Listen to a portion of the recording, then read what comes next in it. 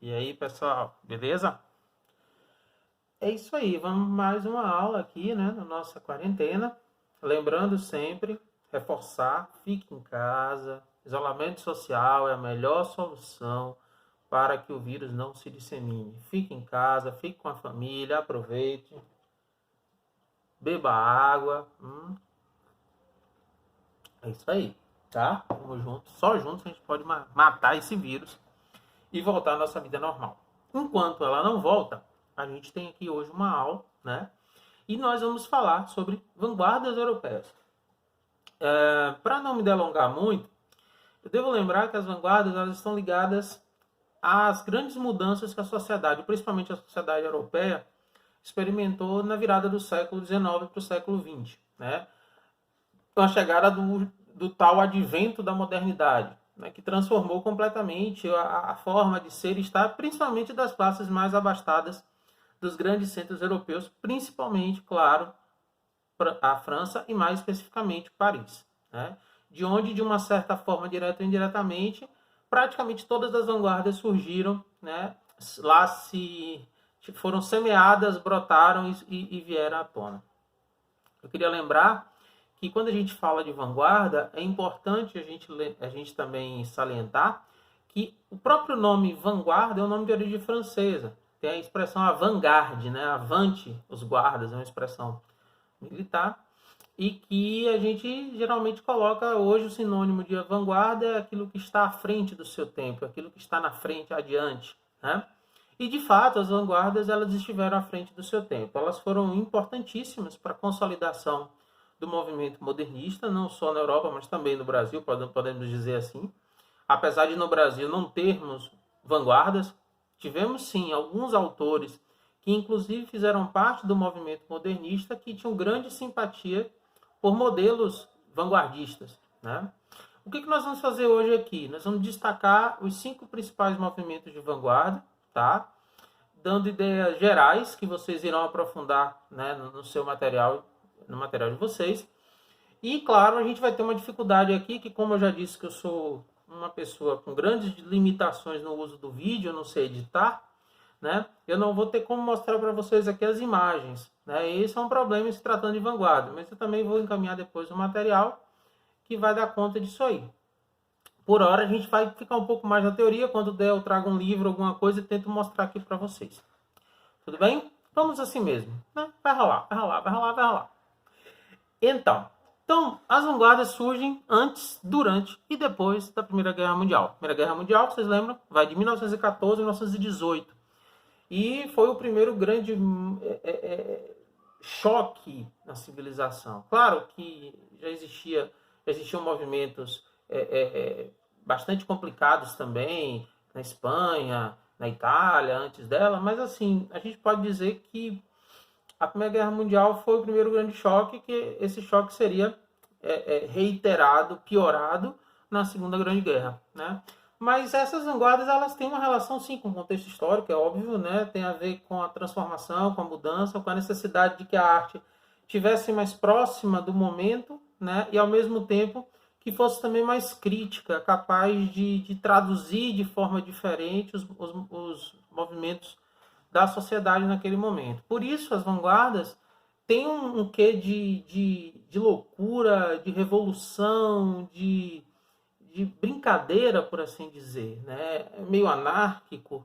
Então, esses tons aí aparecem nas vanguardas porque é um momento justamente de questionar as estruturas, de buscar outros olhares, outras direções. Então, é normal que essas vanguardas elas tenham um pouco desse cariz aí bem, como é que eu posso dizer, bem inovador, bem vanguardista, né? Já que está falando de vanguarda, bem à frente do seu tempo, né?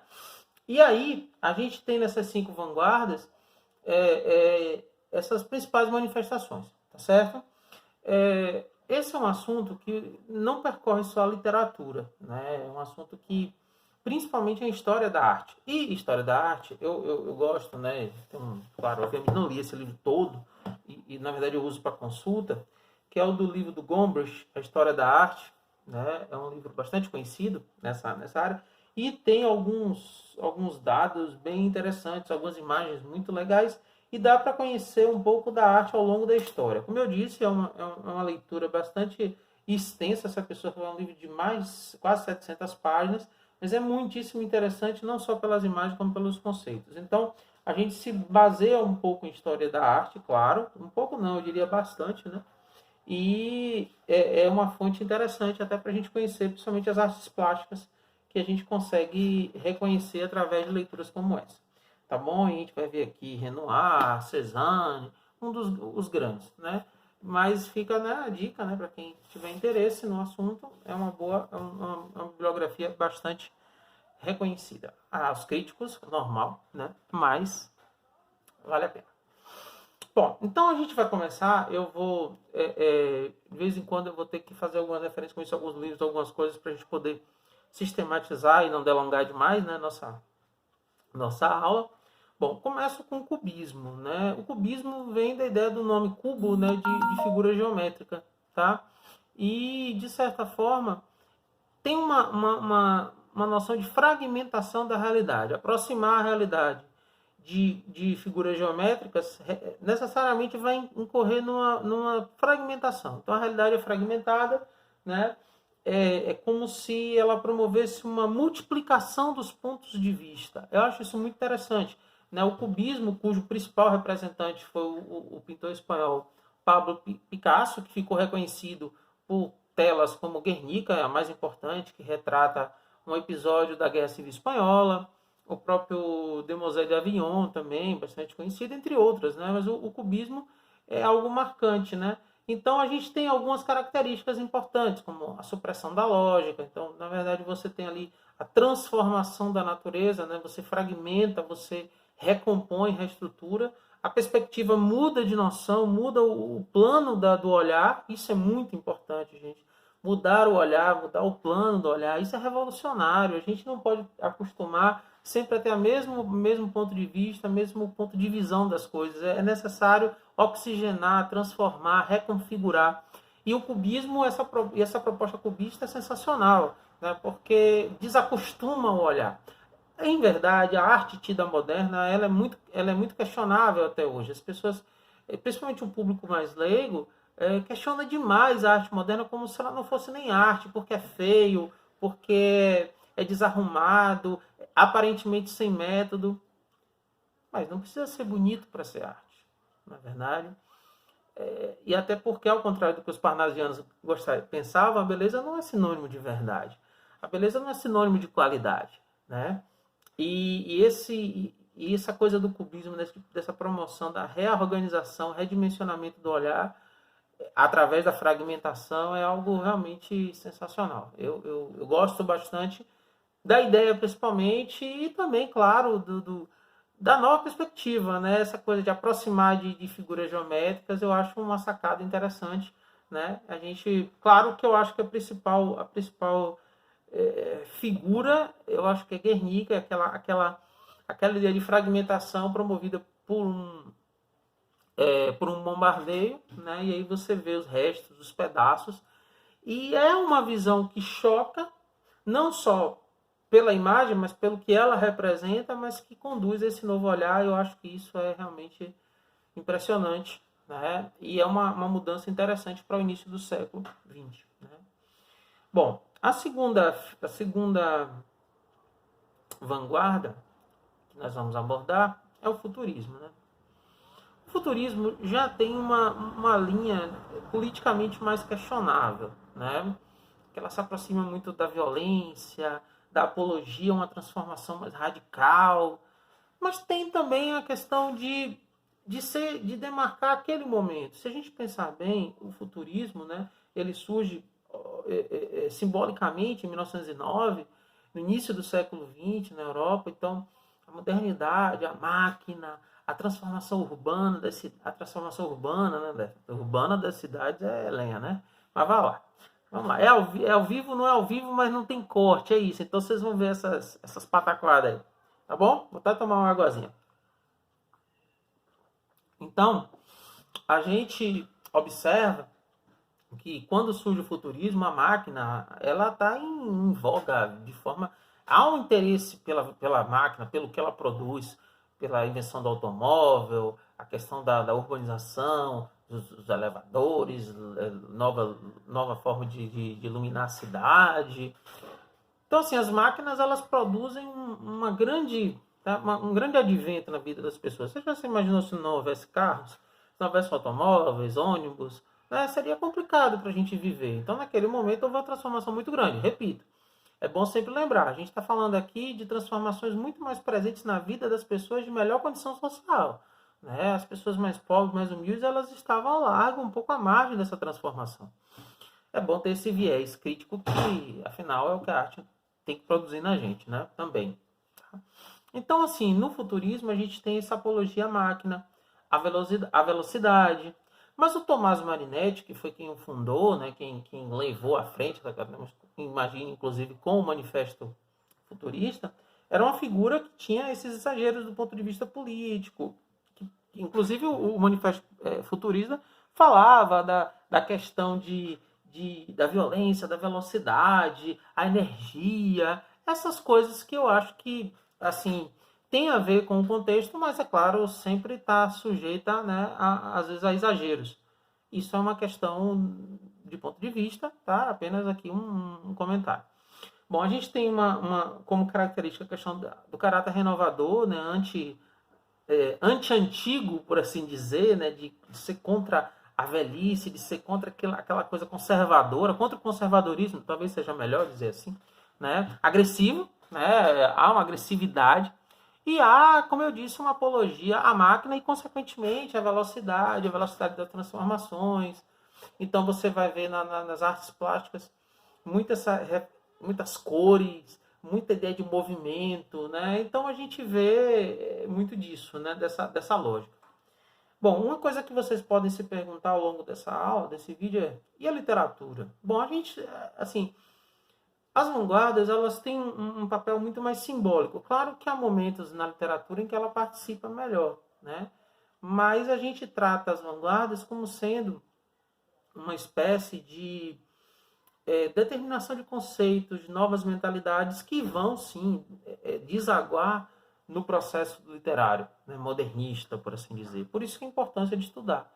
Como eu disse, no Brasil não houve vanguarda, mas os autores modernistas, escritores modernistas se inspiraram nas vanguardas e, de certa forma, também levaram isso para a literatura. Então, essa é a questão. Nem sempre nós vamos estar aqui situando a literatura dentro das vanguardas, mas elas estão aí, de alguma forma. A terceira é o expressionismo. Expressão. Quando a gente fala de expressão, a gente tem aquela ideia, o que você consegue expressar, o que você consegue ver. Então a gente vai ver o expressionismo, que surge na Alemanha, de certa forma, mas é uma arte que tem uma representação do feio, do sombrio, né? Então você vai ver aqueles rostos com cara de sofrimento, né? É uma representação da realidade de uma forma mais tosca, porém mais real, mais dura, sabe? Mais intensa. Lembra lá dos Retirantes, do Portinari? Né? Todo mundo lembra desse quadro, já caiu no Enem, vestibular tantas vezes. É um pouco disso, né? Aquela coisa assim do sofrimento, né? Do que é sofrimento na vida. De como a vida imprime sofrimento nas pessoas e como a arte representa isso de forma muitas vezes dura, representa de uma forma muito, às vezes, que incomoda. Essa é a palavra. E esse incômodo que é a chave da questão. Né? Esse incômodo ele é importante. Nós precisamos ser incomodados. A arte tem esse papel também. E no expressionismo ela fazia isso com bastante rigor e primor também, pode-se dizer assim. Né? É importante lembrar, esse lado do expressionismo era visto como uma crítica à burguesia da época. É uma crítica a esse isolamento social, não esse que a gente está agora, de um isolamento, por exemplo, que as classes menos favorecidas tinham em relação às classes mais altas, porque eles não tinham acesso a muitas coisas, sofriam, passavam privações, fome, falta de oportunidades, e a classe burguesa estava lá de boa. Então, essa arte era também um objetivo, também, uma forma também de questionamento nesse sentido.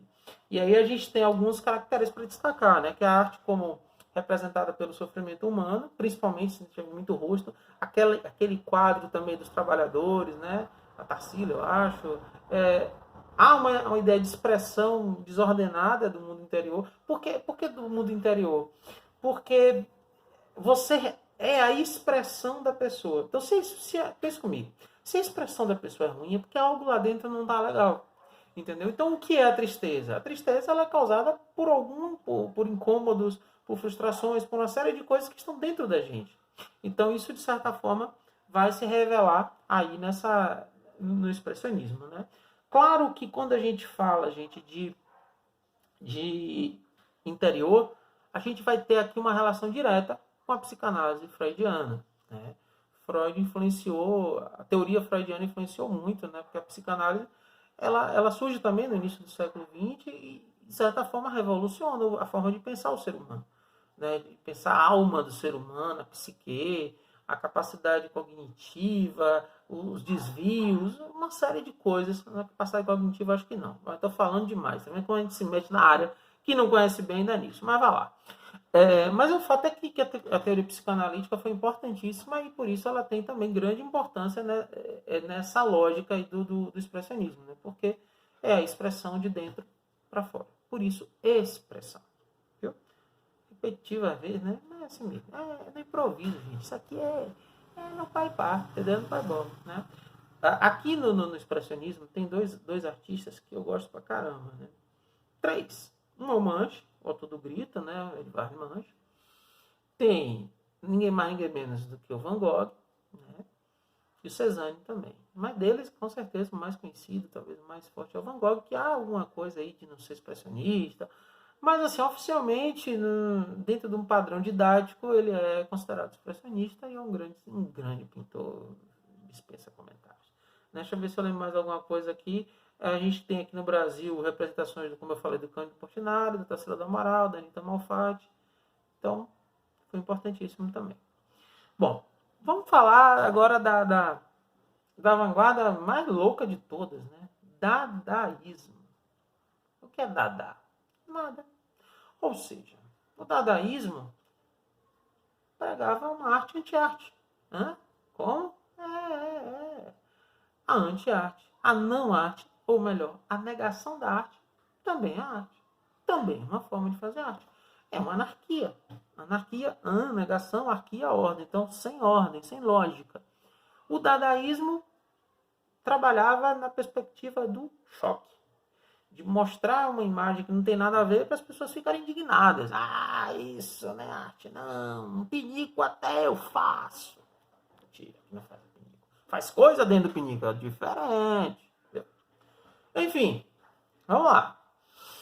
E aí, galera, a gente tem aqui representações que tem muito a ver com o cotidiano, né? O dadaísmo traz elementos, como eu falei, um pinico, uma roda de bicicleta, um martelo. E aí os caras chegam lá, meio que bota em cima da mesa, mistura isso aqui, mistura o chiclete com o clipe, com um fio desencapado, uma laranja e um cigarro. Pronto, isso aqui é uma obra de arte. Pá. Eu não estou exagerando, não. Pior que não. Então, essa era uma coisa realmente muito dada, muito louca, né? E o dadaísmo, né? O André Breton, meu xará, né? Trabalhava um pouco nessa... Em que André Breton, meu Deus do céu, falei besteira, porque eu queria tanto falar do André também. É outro doido. É o Tristan Tzara. Né? Tristan Tzara. André Breton... Esqueci. E aí a gente tem aí algumas situações interessantes, né? Dentro dessa lógica, né? Do dadaísmo. Tem uma imagem aqui, deixa eu ver se eu consigo recuperar aqui. Essas coisas ao vivo são assim mesmo, viu, gente? A gente vai por livros aqui. Livro é uma coisa importantíssima. Livro é uma coisa legal, né? E acho que vale a pena a gente ter essa curiosidade, né? Aqui, Tristan Tzara, pererê, né, tal. Aqui. Mas não tinha imagem, não. Eu pensei que tinha. Né? Foi mal.